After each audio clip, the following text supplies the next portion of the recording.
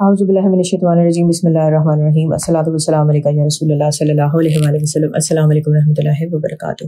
پچھلی video number 389 میں میرے والد صاحب فیاض صاحب نے حضرت شیخ عبد المقصود محمد سالم رحمۃ اللہ علیہ کا واقعہ بیان کیا تھا کہ کس طرح وہ عقیدت سے درود شریف پڑھتے تھے. ان پہ درود شریف پڑھنے کے لیے خاص نظر کرم ہوئی تھی اور پھر انہوں نے انوار الحق کے نام سے ایک بہت مشہور درود شریف کی کتاب بھی لکھی تھی.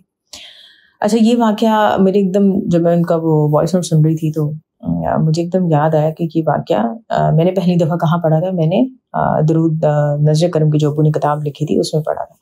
اور پھر اس کے بعد ایکچولی ایک ٹائم آیا جب میں یہ درود شریف کی ویڈیوز بنا رہی تھی تو تب میں نے دلائل الخیرات، اوائل الخیرات، اسی طرح ایک اور ہے التفکر والاعتبار، تو یہ کافی جو بکس ویڈیوز بناتے ہوئے سامنے آئی تھی تو یہ ڈاؤن لوڈ کرنا شروع کی تھی اور ان کو دیکھنا شروع کیا تھا. بعض بزرگوں کی میں نے لائف ہسٹری پڑھی بھی اور کچھ کی بیان بھی کی تھی. اور تو آج میں نے سوچا کہ کچھ لوگوں نے سوال بھی کیے تھے، کچھ بک کا ذکر بھی کر رہے تھے کہ اگر وہ بک ہمیں مل جائے تو میں نے سوچا کہ کیوں نہ میں آپ سب لوگوں سے حضرت سالم صاحب رحمۃ اللہ علیہ کی جو زندگی کے حالات ہیں وہ بیان کروں. وہ اس لیے کیونکہ اس کا سب سے خاص ریزن کیا ہے. آپ ان کی جو بک پڑھتے ہیں نا حضرت سالم رحمۃ اللہ علیہ کی، تو انہوں نے خود بھی اپنی جو سب سے پہلی کتاب ایک لکھی تھی، اس کا نام تھا فی ملکوت اللہ مع اسم اللہ. اس میں انہوں نے خود اپنی زندگی کے حالات جو تھے وہ بتائے تھے اور کہ کس طرح زندگی میں ان کی پیدائش کے بارے میں تھا، حالات کیا تھے. اور پھر جو ان کی آخری کتاب تھی راحت الارواح، جو ان کی وفات کے بعد ان کے جانشین جو تھے انہوں نے پبلش کی تھی، اس میں بھی ان کی زندگی کے کچھ حالات اور چیزیں انہوں نے ایڈ کی تھی. اچھا، یہ کیوں ضروری ہے؟ آپ ابو کی ویڈیو بھی آپ نے سنی تھی تو اس میں وہ بتا رہے تھے کہ کس طرح وہ ایک سپاہی بھرتی ہوئے تھے، ٹھیک ہے، اور ان پہ درود شریف پڑھنے میں نظر کرم ہوئی. انہوں نے کس طرح صبح 1000، شام 1000، پھر 5000 تک چلے گئے. پھر جب 2 چھٹیاں آتی تھیں تو وہ 14000 تک پڑھ لیتے تھے، ٹھیک ہے. ان پہ نظر کرم کس طرح ہوئی. ان کو حضور پاک صلی اللہ علیہ وسلم کی زیارت ہوئی، ان کو فوت ہونے سے پہلے حضور پاک صلی اللہ علیہ وسلم کی زیارت ہوئی، حضور پاک صلی اللہ علیہ وسلم نے ان کو گلے لگایا. یہ سارا آپ نے پڑھا ہے. اور ساتھ میں انہوں نے یہ بھی بیان کیا کہ کس طرح جب وہ بیمار ہوتے تھے تو حضور پاک صلی اللہ علیہ وسلم ان کی تسلی و تشفی کرتے تھے، ان کی درد والی جگہ پر اپنا دست مبارک رکھتے تھے، ان کو آرام ملتا تھا. تو سبحان اللہ، دیکھیں کہ کیا عظیم کرم نوازی والی لائف گزری ہے ان کی. ان کی لائف سٹوری جو میں بیان کروں گی وہ بہت زیادہ ضروری ہے ان تمام سوالوں کا جواب دینے کے لیے. جب لوگ سوال کرتے ہیں کہ میں اتنا درود شریف پڑھ رہا ہوں، میری زندگی میں سے مصیبتیں نہیں ختم ہو رہی، بیماری مجھے پھر آ گئی ہے، میں نے اتنا درود شریف پڑھا ہے، میں بیمار کیوں ہو رہا ہوں یا بیمار کیوں ہو رہی ہوں، میری مرضی کیوں نہیں چل رہی یا میری مرضی کی خواہشیں کیوں نہیں پوری ہو رہی، مجھے پھر مایوسی ہو گئی ہے، میں نے یہ والا وظیفہ درود شریف کا ختم کر لیا، میرے حالات نہیں بدلے، ایسے نہیں ہوا، ویسے نہیں ہوا. تو آپ یہ جب ان کے بارے میں حضرت سالم رحمۃ اللہ علیہ کے بارے میں سنیں گے تو آپ کو معلوم ہوگا کہ اتنی کرم نوازی والی ہستی حضرت سالم رحمۃ اللہ علیہ نے غربت بھی دیکھی، بیماری بھی دیکھی، اور ایک ٹائم ان پہ وہ بھی آیا کہ جب ان کو حضور وسلم کی زیارت کچھ عرصے کے لیے نہیں ہوئی. لیکن کیا انہوں نے درود شریف پڑھنا چھوڑ دیا؟ کیا انہوں نے کہیں پہ کہا کہ میں مایوس ہو گیا ہوں، یا کہیں پہ یہ کہا کہ میں اتنا درود شریف پڑھتا ہوں تو مجھے تو غم کی ایک آنچ بھی نہ آئے، میں بالکل بھی بیمار نہ ہوں، میرے مشاہدات کیوں بند ہو گئے ہیں، میری زیارات کیوں بند ہو گئی ہیں؟ انہوں نے اپنا درود شریف کا سفر جاری رکھا. تو یہ آپ ضرور ان کی ہسٹری سنیں. انہوں نے اپنی کتاب میں کچھ اس طرح سے بیان کیا ہے کہ میں فجر کے وقت پیر کے روز 11 محرم کو 1317 ہجری بنتی ہے، یعنی 22 مئی 1899، اور یہ مصر کے ایک شہر میں پیدا ہوئے، ایک غریب گھرانے میں پیدا ہوئے. یہ کہتے ہیں کہ میری پرورش جو ہے وہ یتیمی کی حالت میں ہوئی.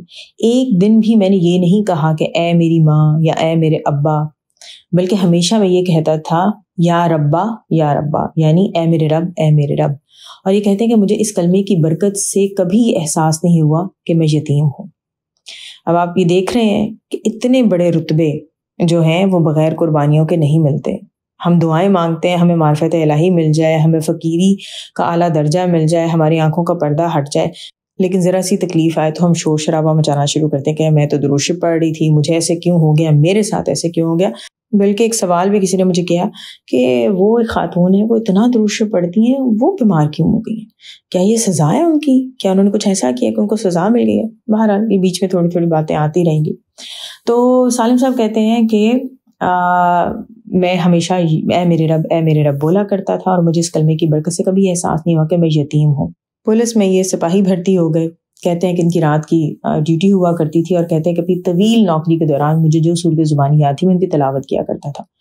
ایک رات مجھے سلسلہ بیومیہ کے سربراہ حضرت سیدی علی نور الدین البیومی رضی اللہ عنہ کی زیارت کا شرف حاصل ہوا، تو آپ رضی اللہ عنہ نے مجھ سے فرمایا کہ تم قرآن پاک کی تلاوت کیا کرو۔ یہ کہتے ہیں کہ پھر میں نے کچھ اور صورتیں یاد کی اور ان کی تلاوت میں مصروف رہتا۔ قرآن پاک کی تلاوت کے ساتھ ساتھ میں اللہ تعالیٰ کے نام مبارک اسماء الحسنہ کا بھی ورد کیا کرتا تھا، یہاں تک کہ ایک ایک اسم مبارک کا میں نے 1,00,000 مرتبہ ورد کیا ہے۔ حضرت سالم رحمۃ اللہ علیہ کو حضرت علامہ یوسف اسماعیل النبہانی سے بہت محبت اور عقیدت تھی، اور ان کی تمام کتابوں کا وہ مطالعہ بھی کرتے تھے۔ حضرت سالم رحمۃ اللہ علیہ کو اسماء ادریسیہ کی اجازت حضرت علامہ یوسف اسماعیل النبہانی سے حاصل ہوئی تھی، اور پھر آپ رحمۃ اللہ علیہ سلسلہ بیومیہ میں بیعت بھی ہوئے تھے۔ اور جس طرح حضرت سالم رحمۃ اللہ علیہ کے بارے میں بتایا گیا کہ آپ کو درود و سلام پڑھنے کا بہت شوق تھا، ہزاروں کی تعداد میں درود شریف پڑھا کرتے تھے، تو کہتے ہیں کہ ایک دن میری قسمت کا ستارہ چمکا، اور پھر اکثر مجھے خواب میں حضور پاک صلی اللہ علیہ وسلم کی زیارت ہونے لگی۔ حضرت سالم رحمۃ اللہ علیہ بیان کرتے ہیں کہ ایک مرتبہ جب حضور پاک صلی اللہ علیہ وسلم کی زیارت ہوئی تو میں نے آپ صلی اللہ علیہ وسلم سے عرض کیا کہ کیا آپ صلی اللہ علیہ وسلم میری شفاعت کرنے والے ہیں؟ جس پر آپ صلی اللہ علیہ وسلم نے فرمایا کہ میں تیری شفاعت کرنے والا اور تیرا ضامن بھی ہوں۔ سبحان اللہ، کتنے خوش قسمت لوگ ہیں کہ جن کو حضور پاک صلی اللہ علیہ وسلم بذات خود یہ فرما دیں کہ وہ ان کی شفاعت کریں گے۔ سبحان اللہ۔ حضرت سالم رحمۃ اللہ علیہ نے فرمایا کہ اللہ تعالیٰ کے فضل و کرم سے مجھے یہ توفیق حاصل ہوئی کہ میں نے 1944 میں ایک ادارہ بنایا، اس کا نام تھا عربی میں جماعت التلاوت القرآن الکریم، اور اس کے جو کام تھے ان میں یہ چیزیں شامل تھیں۔ نمبر 1، اجتماعی طور پر قرآن پاک کی تلاوت کا اہتمام کرنا، ذکر کی محفل کرنا، درود السلام کی محفلیں ہونا، قرآن پاک کی تفسیر کو بیان کرنا اور لوگوں تک اس کی نشر اور اشاعت کا کام کرنا۔ اب آپ دیکھیں ایک اور خوبصورت کام یہ ادارہ کیا کرتا تھا، غریب لوگوں کی مالی کفالت کرتا تھا۔ غریب لوگوں میں نہ صرف کھانے پینے کا سامان بانٹا جاتا تھا بلکہ ان کو لباس بھی فراہم کیے جاتے تھے۔ سبحان اللہ، کہ دیکھیں ان کے ادارے نے نہ صرف اللہ تعالیٰ اور رسول پاک صلی اللہ علیہ وسلم کے ذکر کا اہتمام کیا، اس کو مقبول کیا، لوگوں میں تقسیم کیا، بلکہ اس کے ساتھ ساتھ اللہ کی مخلوق کا بھی بہترین خیال رکھنے کی کوشش کی۔